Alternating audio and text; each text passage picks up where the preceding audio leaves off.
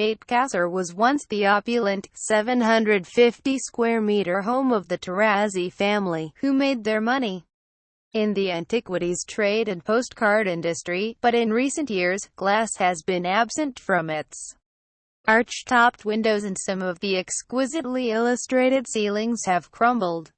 Luckily, a badly needed 2-year restoration program, on which Alamay is lead architect, is underway.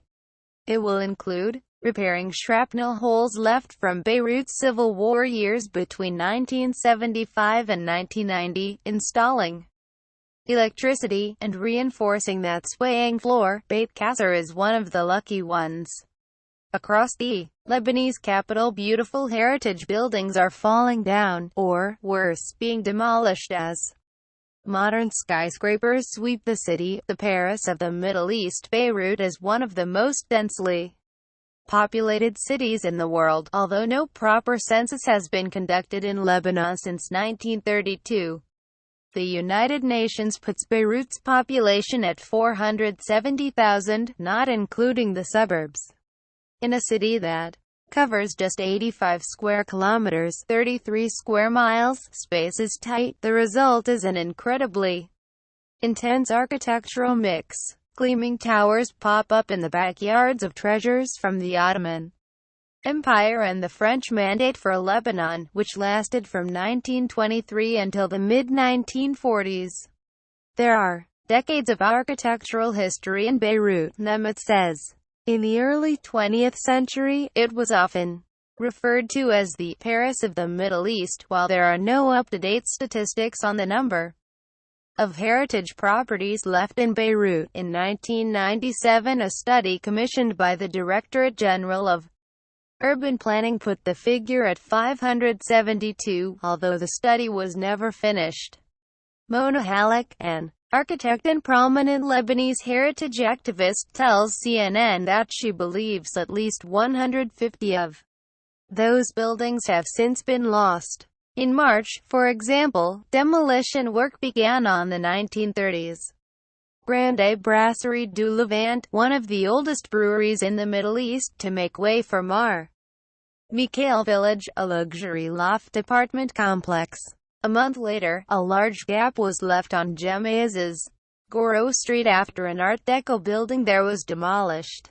Compared to even just after the Lebanese Civil War, there has been a massacre of buildings in Beirut, says Joanna Zamor, from the non-governmental organization Save Beirut Heritage, which lobbies to prevent the destruction of the city's old buildings. Damage from the war. One of the most famous heritage buildings in Beirut is the Barakat building, also known as the Yellow House. It was designed by Lebanese architect Yusuf Aftimis and built in 1924 in the Ottoman Revivalist style, located on what became the front line of the Civil War. However, it was badly hurt during the conflict and left scarred by bullet holes. In 2012, an $18 million renovation began, a joint venture between the Beirut authorities and the city of Paris. The building was renamed Beit Beirut and transformed into a museum and urban cultural center. Bullet holes were deliberately left in its facade, a nod to the building's turbulent history. However, the project is not without controversy. Because a management committee has not been appointed, it is still not freely open to the public, currently accessible only during private receptions and visits. Officials hope it will open to the public fully in September 2017. Official problems in its government-backed restoration. Beit Beirut is something of a rarity.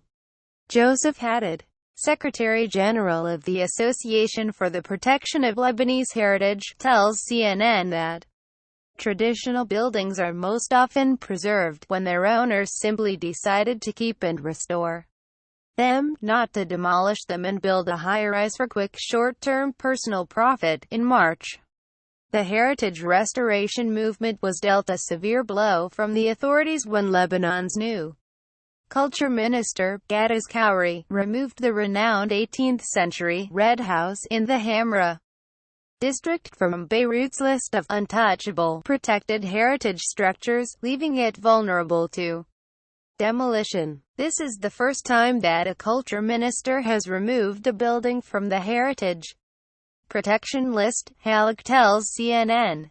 This is one of only 2 red-roofed buildings left in Hamrim.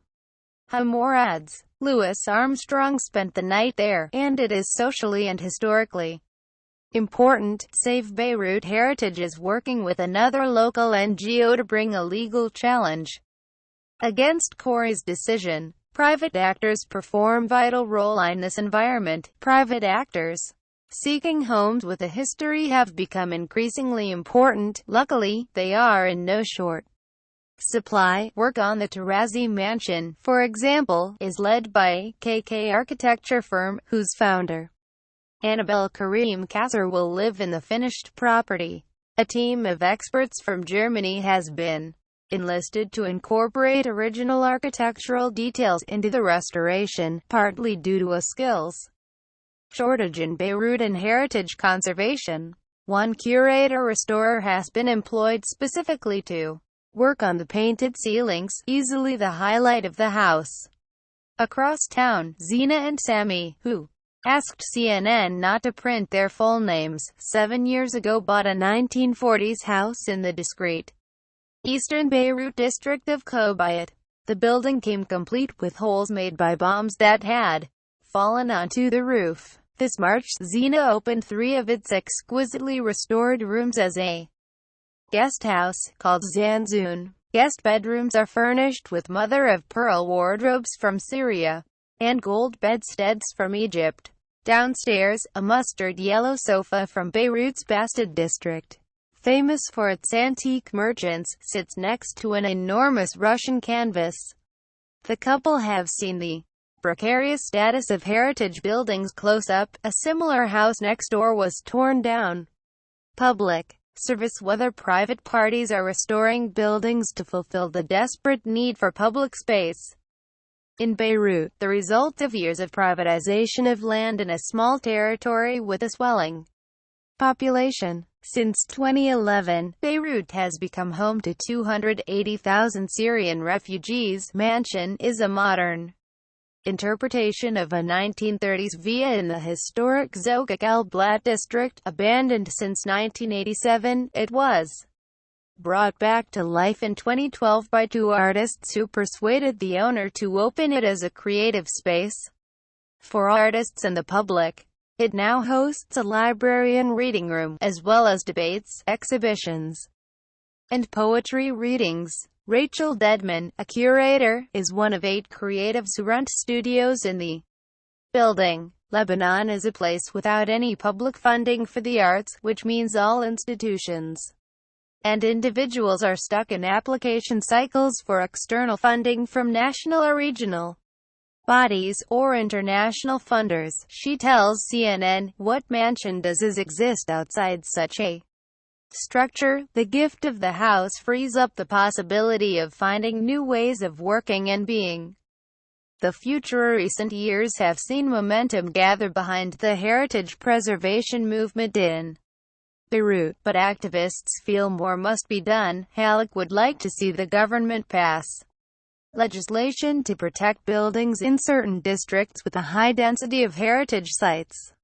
You could sacrifice a high-rise area where towers are already mushrooming to protect another heritage area, she explains. She also advocates for tax incentives for property owners who restore and maintain their heritage buildings, and the creation of a council to distribute donations from Lebanese expats keen to save their country's traditional architecture. Back at the Red House, Save Beirut Heritage hopes that the building reopens as a rare public space in Hamra's crowded, highly privatized streets. We want to find investors for the property. That could be the municipality, Hamor tells CNN.